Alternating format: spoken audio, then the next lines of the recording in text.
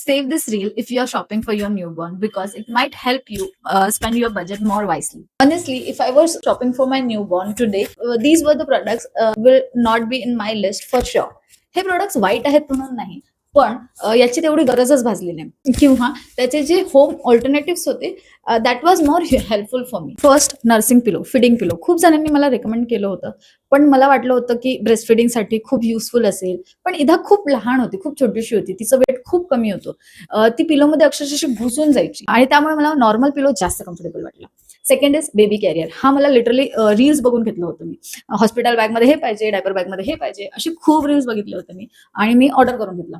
Honestly newborn फेजमध्ये आपण खूप कमी बाहेर जातो. फक्त डॉक्टर व्हिजिट सोडली तर इधा लाईक जूनमध्ये झाली होती म्हणून पावसाळा सुरू झाला होता. तर मी तिला कधी बाहेर घेऊन गेली नाही.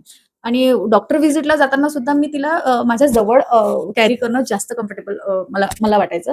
त्यामुळे बेबी कॅरियर सुद्धा मी असं यूज केलं नव्हतं. Third one is manual breast pump. मी सुरुवातीला इलेक्ट्रिक ब्रेस्ट पंप घेण्याचा विचार केला होता, पण तो थोडा एक्सपेन्सिव्ह होता म्हणून मला वाटलं मॅन्युअल घेऊन घेते, काय एवढा डिफरन्स असणार. पण ऑनेस्टली मॅन्युअली पंप करायला एवढा एफर्ट्स लागतो. लुकिंग बॅक माझ्या रुटीनसाठी मला इलेक्ट्रिक ब्रेस्ट पंप जास्त प्रॅक्टिकल असतं असं वाटते आता. आणि जर तुम्हाला इलेक्ट्रिक ब्रेस्ट पंप रिकमेंडेशन पाहिजे असेल तर कमेंट करा मला किंवा डीएम करा. जे काही ऑप्शन्स मी रिसर्च केले होते ते नक्की शेअर करणार.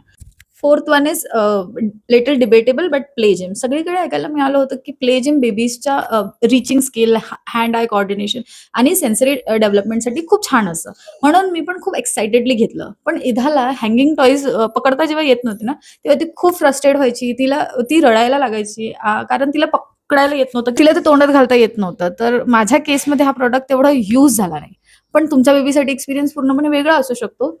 आणि लास्ट, रॉम्पर्स किंवा स्लीप सूट. दिसायला खूप क्यूट असतात, व्हाईट कलरचे, बेज कलरचे आणि मला पण खूप आवडतात. पण न्यूबॉर्न फेजमध्ये दिवसातून किती वेळा डायपर चेंज करावा लागतो, लंगोट चेंज करावी लागते. तेव्हा front open close are much life saviour for us. मी असं म्हणत नाही की हे प्रोडक्ट्स घेऊ नका. The only thing I want tell you is that do not buy everything at once. Baby आल्यावर तुमचा रुटीन कसा आहे हे बघा आणि मग डिसाईड करा की खरंच त्याची गरज आहे की नाही. दिस इज माय लर्निंग ॲक्च्युली. नाव जर तुमची एखादी प्रेग्नंट फ्रेंड शॉपिंग करत असेल तर तिला हा रील नक्की शेअर करा आणि तुम्ही कमेंट करून सांगा कुठला असा एक बेबी प्रोडक्ट आहे जो तुम्हाला एक्सपेक्टेड पेक्षा खूप कमी यूज झाला असेल.